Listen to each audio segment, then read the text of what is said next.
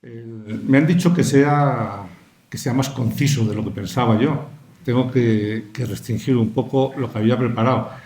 Entonces, a lo mejor en algún momento voy demasiado deprisa, no lo sé, porque es que tiene una historia muy condensada lo que es la venta y la dispersión de las pinturas murales de San Baudilio. Entonces, no quisiera dejarme nada sin tocar, ningún tema sin tocar, pero voy a tener que ir reduciendo mucho porque si no sería muy pesado y además el agradecimiento que tengo hacia ustedes por haber venido, pues sería abusar de ello. En principio, a mí me gustaría decir que hablar de la ermita de San Baudelio es hablar ahora mismo de un pequeño edificio que es monumento nacional desde 1917 y que está situado en el pueblo de Casillas de Berlanga. Ahí, en una posición estratégica que está retirada de los caminos, pero que permite divisar muchísimo territorio, y en un sitio donde había piedra, madera y agua, que eran elementos esenciales para poder establecerse, ahí se levantó un pequeño monasterio probablemente, y de ese pequeño monasterio queda la actual ermita que llamamos de San Baudelio, que está dedicada a este santo que fue martirizado en el siglo IV en Nimes, y que probablemente la ermita se construyó al amparo de una cueva eremítica que existe adosada al propio edificio, una cueva eremítica que, bueno, no tenemos muchas noticias de ella, pero sí forma parte de lo que es el propio edificio. La ermita es de finales del siglo XI estilísticamente, pero además está corroborado por los análisis que se han hecho de la madera que se ha utilizado, que quedan restos en los mechinales al ir levantando la ermita. Esa madera se ha analizado y se ha visto que se cortó aproximadamente hacia el año 1070, con lo cual nos da una referencia bastante buena de cuándo puede ser la ermita. La ermita por dentro tiene una estructura peculiar, como ven, con una columna que acaba en una palmera que sujeta o hace el equilibrio con una bóveda, y se decoró esta ermita probablemente al poco de construirse, y hay algunos restos de pintura que así lo indican, pero fue ya en el siglo XII cuando se hizo todo un programa decorativo para la ermita. Fue por iniciativa de Fortunio Arnárez, que era un caballero señor de Berlanga, y que permitió que se hiciera todo un ciclo, un programa iconográfico religioso y profano. Las escenas, aquí creo que se puede ver, son de la infancia de Cristo, de los milagros, como se puede ver aquí, que es la curación del ciego, que está arrodillado aquí, y está Jesucristo bendiciéndole, o lo que es la resurrección de Lázaro, que está aquí en el sarcófago, y está acompañado de otros personajes.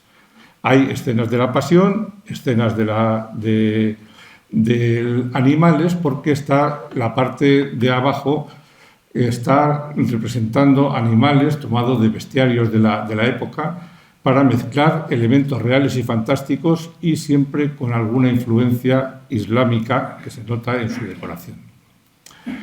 Las figuras, bueno, son como esta, que esta es la de San Baudelio, que está en la cabecera, y son unas pinturas excepcionales, como pueden observar. Ya a finales del siglo XIX se empezaron a hacer muchos estudios para declarando, digamos, que la ermita tenía un valor muy grande, y entonces acabaron esos estudios con la declaración de Monumento Nacional en 1917. El problema que tenemos con San Baudelio es que siempre su nombre va unido al del expolio, siempre. Y ese expolio es el que hoy vamos a intentar analizar. Yo sé que todo el mundo tiene una idea del expolio en la que siempre se dice que el Tribunal Supremo avaló el hecho de que se arrancaran las pinturas y se llevaran fuera del país. Pero es mucho más complejo que todo eso. Hay todo un proceso jurídico de bastante envergadura entre la administración y los propietarios que vamos a intentar ver para poder dilucidar qué es lo que pasó en realidad. Todo empezó cuando el coleccionista Gabriel Dereb encargó a León Leví, que era un anticuario establecido en Barcelona, que hiciera las gestiones oportunas para comprar las pinturas. Efectivamente, León Leví vio las pinturas y lo que hizo fue empezar a hacer las gestiones para comprarlo.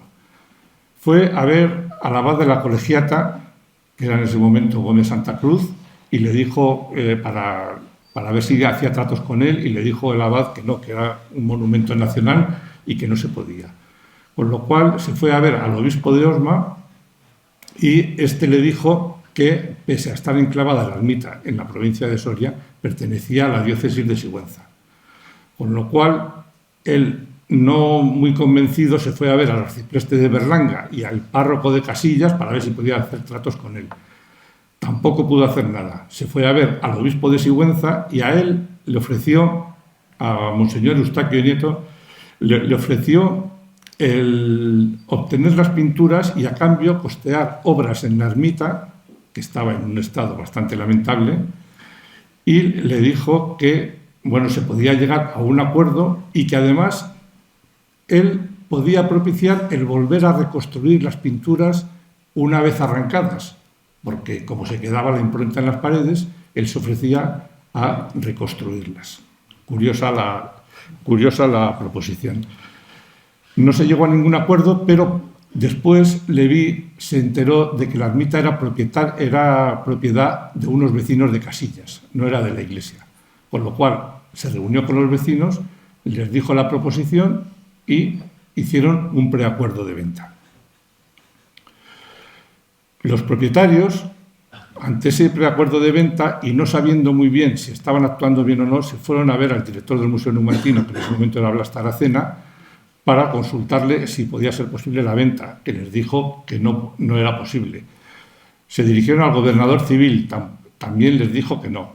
Y se dirigieron al registrador de la propiedad de Almazán para ver si estaba inscrita la ermita allí como efectivamente estaba inscrita.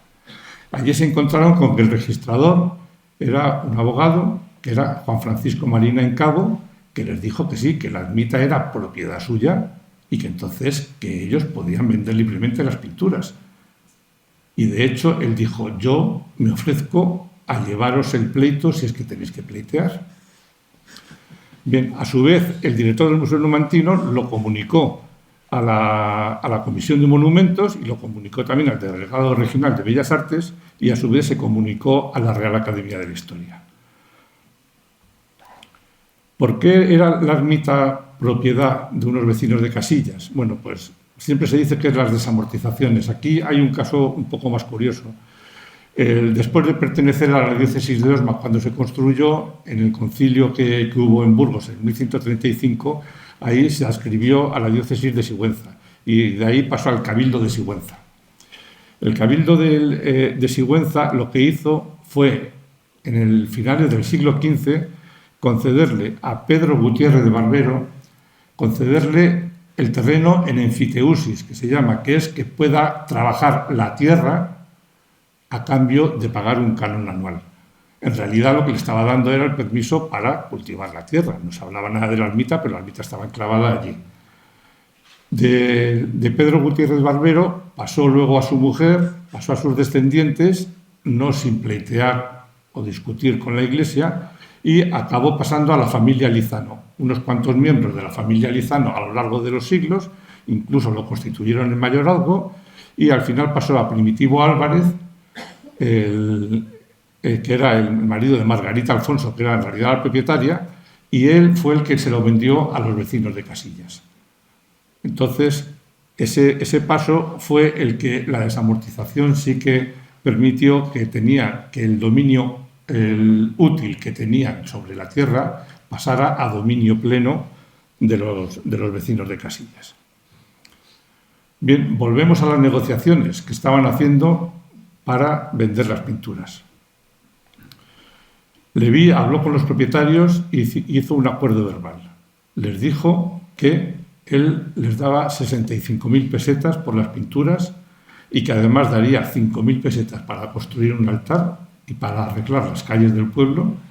Y al parecer, eso no está comprobado, pero se supone que sí, hubo una cantidad importante para el que había servido de intermediario, es decir, el registrador de Almazán.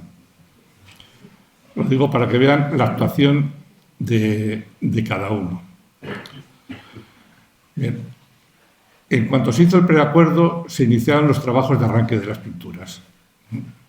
Este arranque de las pinturas se empezó de noche para que no trascendiera mucho, pero acabó llegando a oídos del capitán de la Guardia Civil, de Felipe Pascual Palomo, que estaba en el Burgo de Osma, y él se dirigió a la ermita de San Baudelio y vio que estaban algunas pinturas enteladas ya para arrancar, vio que estaban trabajando allí, y él, por propia iniciativa, decidió que se tenían que ir de allí, pidió la llave de la ermita, la cerró y dejó dos guardias custodiando la ermita. Esta actuación del capitán Palomo fue proverbial y fue una decisión que marcaría mucho el curso de los acontecimientos.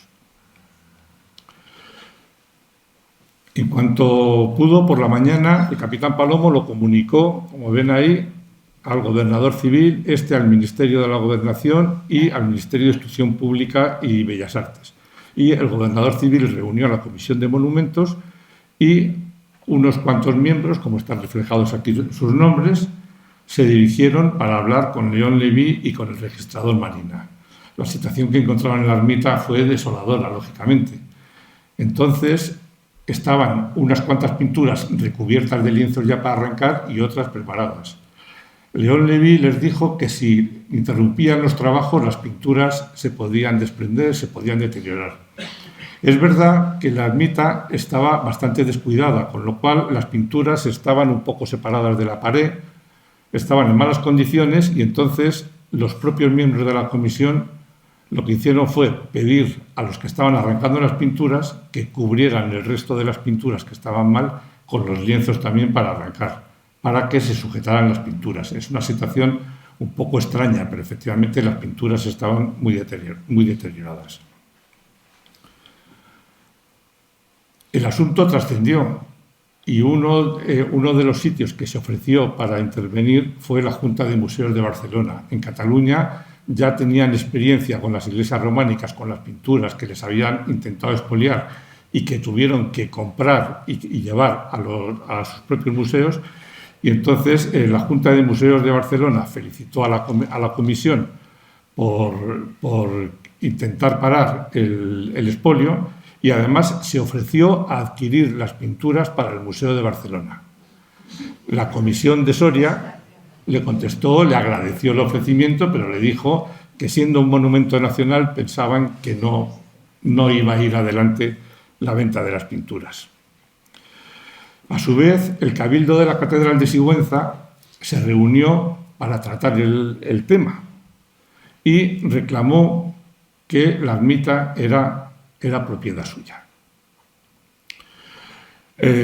Para abreviar todos los trámites que se estaban sucediendo con la venta de las pinturas, se llegó a nombrar un juez especial, el juez del Burgo de Osma, Cayetano Rodríguez de los Ríos, y empezó a actuar inmediatamente. Estamos en el 20 de julio. Lo que hizo fue procesar a Leví, a Marina y a los propietarios. Les impuso una multa de 5.000 pesetas, 6.000 pesetas y 1.250 pesetas a cada uno de los propietarios para 5.000 a Leví, 6.000 a Marina, que era el registrador, y 1.250 a cada uno de los vecinos. Y además puso la ermita a disposición de la comisión, diciendo que tenían que entregar los propietarios la llave a la comisión, como así hicieron. A la vista de todo esto, Leví se presentó ya como propietario de las pinturas y solicitó ser parte del sumario, entre otras cosas para poder tener conocimiento de todo el proceso. A su vez, para poder custodiar la ermita se nombró un guarda para que estuviera allí, que es Zacarías García. Zacarías García, a partir de su toma de posesión, la verdad es que fue un celoso trabajador de la ermita y nos ha proporcionado muchísima información porque escribía casi a diario a Blas Taracena, al director del museo, y le iba contando todo lo que pasaba en la ermita. Esto supuso la entrega de las llaves y el hecho de poner un guarda supuso la tutela efectiva de la Comisión de Monumentos sobre la ermita. Pues todo ello desembocó en una Real Orden. La Real Orden, que se hizo el 31 de enero del 23, se puede considerar muy importante porque a través de sus resultandos y considerandos se llegaba a unas disposiciones que, de haber sido cumplidas, se hubieran salvado de las pinturas. En ellas se resolvía pues, lo que era el título de propiedad, que se decía que la administración pública, en consonancia con la Iglesia, eran los propietarios, que se aprobaba la suspensión de las obras que estaba haciendo Leví, que se les declaraba a los que lo estaban haciendo responsables y, aparte de otros temas, de determinar las indemnizaciones y de asuntos sobre San Esteban de Gormaz, que también estaban en litigio, pues se dijo que se interesaba a la Dirección General de lo Contencioso del Estado la designación del abogado que había de intervenir para el restablecimiento del derecho de retracto. Como saben, si hay una venta, la Administración puede, posteriormente, tiene un plazo para poder igualar esa venta y poder adquirir eso que se iba a vender.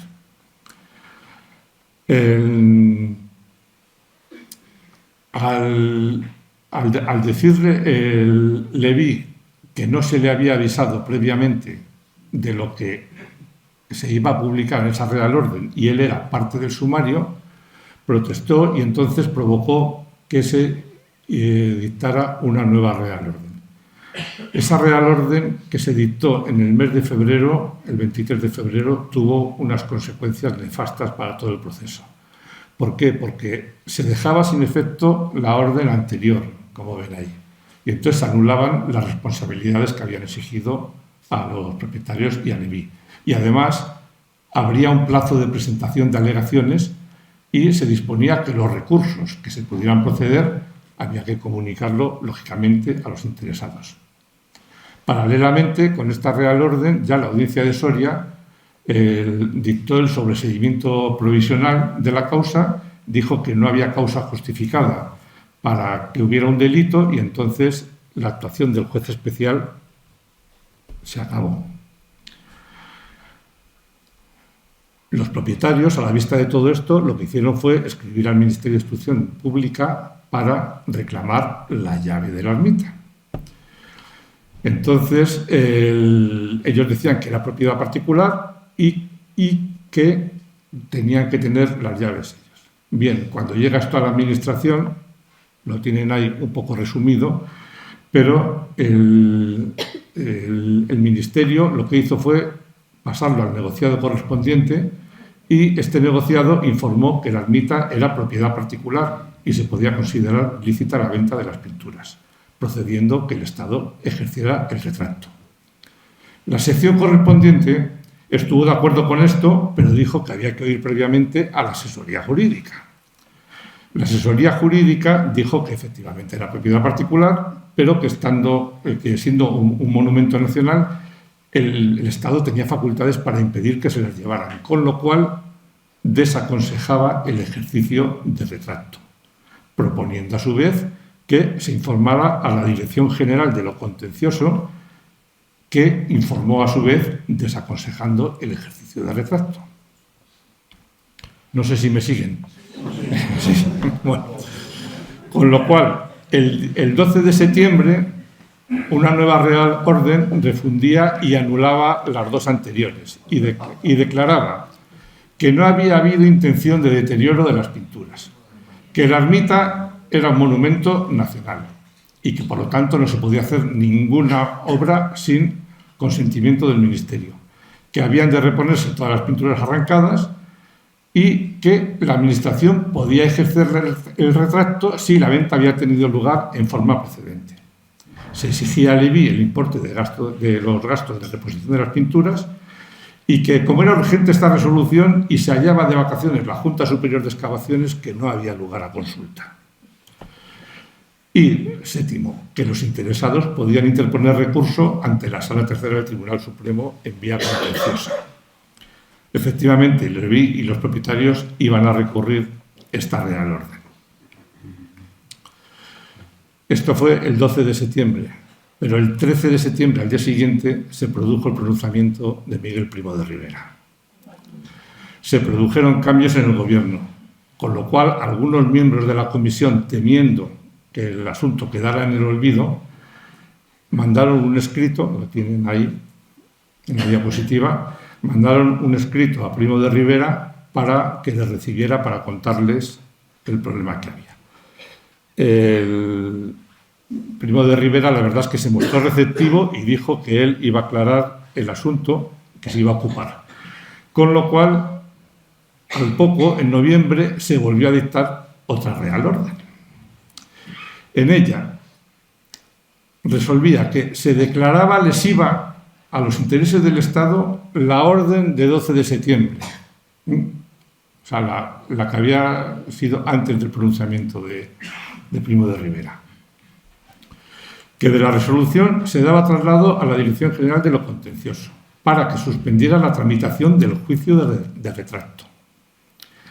Que dada la naturaleza del asunto, se prescindiera del informe de la Junta Superior de Excavaciones y Antigüedades y que se comunicara a la Dirección General de lo Contencioso la conveniencia de que el abogado del Estado informara acerca de la existencia o inexistencia del juicio de propiedad en el juzgado de Almazán por parte de la Iglesia. El apartado quinto decía que se cumpliera todo lo dispuesto en la orden de 12 de septiembre, salvo en la parte que se declaraba lesiva. Con esta Real Orden quedaba descartada la acción de retracto, lo que iba a suponer la desaparición de una vía legal que hubiera supuesto la paralización del proceso de venta de las pinturas. El proceso siguió lentamente y en abril de 1925 se publicó la sentencia de la Sala de lo Contencioso Administrativo del Tribunal Supremo. En ella resolvía que el pleito que había promovido Leví y los propietarios contra la Real Orden de 12 de septiembre se revocaba en algunos apartados. En cuanto por ellos se mandaba reponer las pinturas separadas de los muros, en cuanto se ordenaba el ejercicio del retracto por la Administración y se exigía al demandante simplemente el reembolso al Estado del importe de los gastos de reposición de aquellas.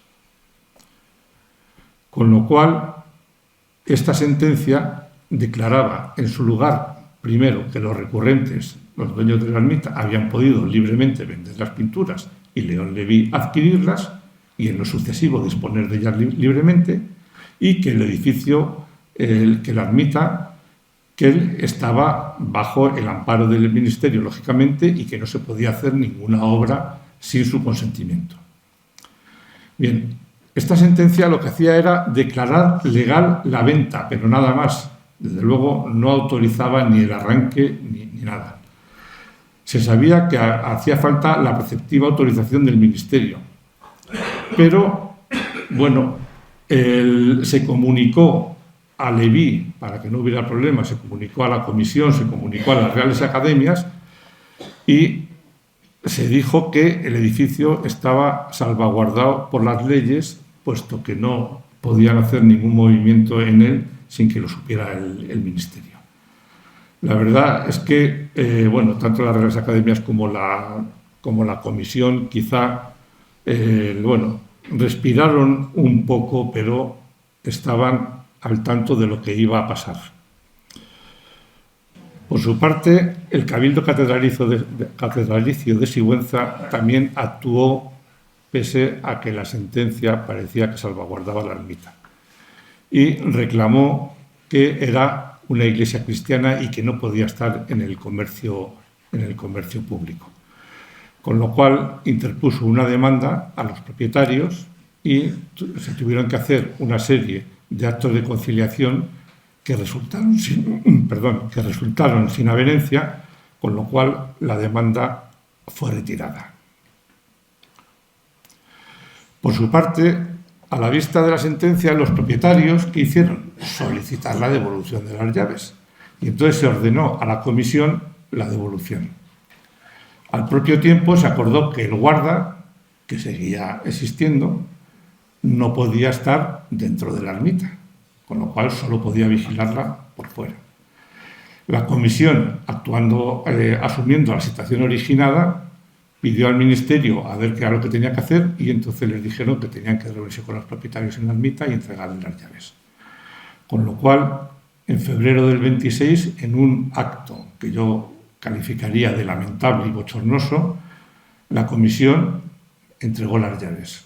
Se sintió humillada, escribió al ministerio y dijo que como no podía no solo no entrar en la ermita, sino que tenía el guarda afuera, que no podía saber lo que pasaba dentro, pues que la comisión se desentendía.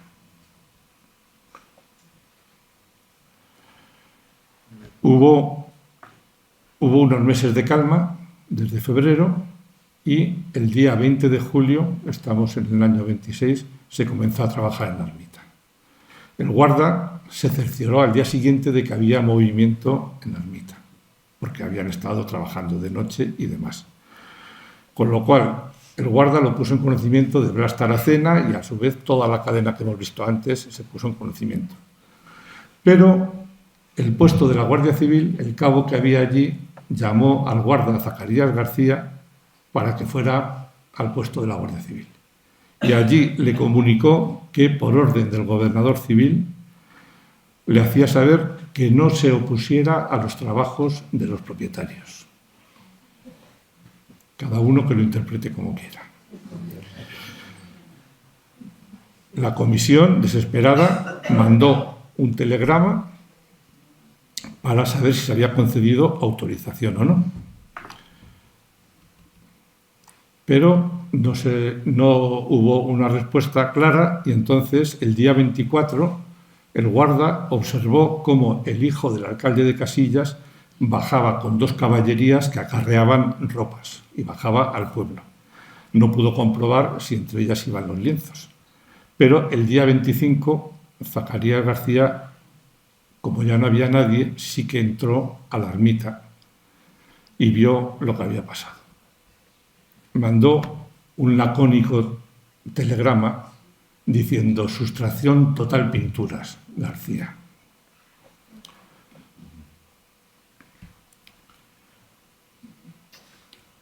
El estado de la ermita, como pueden suponerse, era algo parecido a lo que se ve en esta imagen, nada más que todo lleno de escombros, lógicamente. Todo esto se puso en conocimiento de todas las instancias, pero las instancias, como estábamos en verano, pues lógicamente no estaban muy disponibles. La comisión remitió un escrito al director general de Bellas Artes y le dijo que ya había agotado todas las iniciativas y que no podía proteger el monumento nacional. Con lo cual esperaba instrucciones y si no, no podían actuar. El 21 de agosto, hemos pasado 20 días, Gómez Santa Cruz, el abad, recibió la contestación del director general de Bellas Artes. En ella le explicaba... Gracias. En ella le explicaba qué desdichado asunto este de las pinturas. Bueno, le dice que es muy desdichado el asunto y dice: no tienen ustedes, no tienen ustedes por sus acciones que congraciarse ante mí. Solo en una cosa se equivocaron y fue en dejar puestos los andamios. El día en que hicieron la entrega, inadvertidamente han facilitado el despego de los frescos. Encima. Bueno, a raíz de esto se dio órdenes a las comisiones valoradoras para evitar su exportación y se detuvo a Leví en San Sebastián y allí se le interrogó, se le intervinieron 2 fotos, se le intervinieron 2 cartas, varias fotografías, pero se le dejó en libertad y no se supo nada de él. Ya poco importaba. Quisiera destacar de todo este proceso que los propietarios actuaron muy bien cuando fueron a consultarlo si podían venderlo o no. También les digo que acabaron no cobrando nada los propietarios porque todo el dinero se gastó en el pleito, con lo cual Marina en Cabo fue el que más dinero recibió del proceso, y cuando vayan a Casillas de Berlanga, allí verán que una de las calles del pueblo está dedicada a Francisco Marina en Cabo, en agradecimiento a la labor que hizo de que evitó que fueran a la cárcel y demás. Es verdad que la administración, pese a esto, ni siquiera se volvió a ocupar de la ermita, porque la Fundación Lázaro Galdiano la compró en los años 50 y la donó a la administración. Y en los años 60, yo he hablado con algunos descendientes de todo este proceso, y bueno, en los años 60 había todavía trozos de la pintura de las bóvedas que se caían a trozos y se esmagaban en el suelo. Entonces la administración lo que hizo fue en los años 60 arrancar las pinturas de la bóveda, que esas no se las había llevado Leví porque estaban en curva, y entonces las arrancó y las llevó a Madrid. Esas pinturas se repusieron luego en el año 2002. Bien, con lo cual todas estas pinturas que ven ahí se arrancaron y se llevaron. Las pinturas, bueno, iniciaron un periplo no del todo conocido, pero desde la ermita se llevaron enrolladas, se cargaron en el tren y de ahí viajaron a un puerto, presumiblemente de la costa norte, para embarcar hacia Londres. Esta dispersión también la ha investigado María José Martínez y José Miguel Merino de Cáceres, y nos informan de que Leví puso en manos de Gabriel Dereb el conjunto de pinturas. En 1927 el Museo de Bellas Artes de Boston le compró dos de las composiciones más interesantes, que era esta Última Cena, que ven aquí, y lo que es las Tres Marías ante el sepulcro. La información que proporciona el Museo de Boston es que las dos pinturas se adquirieron en 1927, un año después, y el precio fue de $117.500. Un gran negocio. Según estas mismas investigaciones, luego muchas de las pinturas permanecían en manos de Dereb en 1941, y fue en 1952 cuando Martindale y Close adquirieron las pinturas, y ellos en el 57 donaron al Museo de Arte de Indianápolis la entrada de Cristo en Jerusalén, que ven aquí, y las bodas de Caná. Es lo que informa el propio museo. Por su parte, pasaron a poder del Metropolitan el dromedario, bueno, se le llama el camello, en realidad es un dromedario, las tentaciones de Cristo, lo que es el panel que habíamos visto de la curación del ciego y la resurrección de Lázaro, y además 6 paneles se adquirieron para intercambiar con el ábside románico de Fuentidueña, que ha sido objeto también de una conferencia de María José, que fue otro desaguisado de la administración de recuperar 6 paneles a cambio del ábside de Fuentidueña. La verdad es que no se han recuperado, la figura jurídica es un depósito de intercambio, con lo cual siguen perteneciendo al Metropolitan. Son esas dos que han visto, más el soldado y las telas, la cacería de las liebres y lo que es la cacería del ciervo. Con lo cual, las pinturas, ahí lo tienen reflejado, que están en esos museos. ¿Tengo 5 minutos? Nos hemos pasado ya. ¿5 minutos? Sí, 5 minutos. Bueno, es una última reflexión. La ermita, si quedó así, la verdad es que podríamos auxiliarnos de las técnicas informáticas para saber cómo era esto en el mundo alto medieval, ¿no? Entonces lo podríamos conocer así. Bien, además, esto es una foto real de cómo está ahora mismo en la ermita. Estas pinturas están consolidadas, pero no están subidas de color ni nada, ni repintadas. Entonces, yo soy de la opinión de que como la impronta sigue estando en la ermita, las pinturas siguen estando en la ermita. Lo que se llevaron fue una capa muy fina, una capa micrométrica, que es lo que se llevaron a Estados Unidos, pero las pinturas siguen estando en la ermita. La única que se perdió fue la Última Cena, pero fue porque es la primera que se despegó, luego se volvió a pegar, luego se volvió a despegar, y entonces esa se perdió en la ermita. Pero las demás están. Y además, curiosamente, esta es la figura, por ejemplo, que hay en el lado del Evangelio, que es, bueno, no sabemos si es San Nicolás o quién, pero bueno, es la figura que existe en la propia ermita. Pero si ustedes se van a verlo a Estados Unidos, van a ver otra imagen completamente diferente. Creo que la comparación, vamos, se ve que está muy retocada. ¿Qué pasa? Que se ha restaurado para exponer, se ha restaurado sin tener ningún tipo de documentación o muy poca. Entonces, claro, vemos muy diferentes las figuras, pero es que si entráramos en detalle,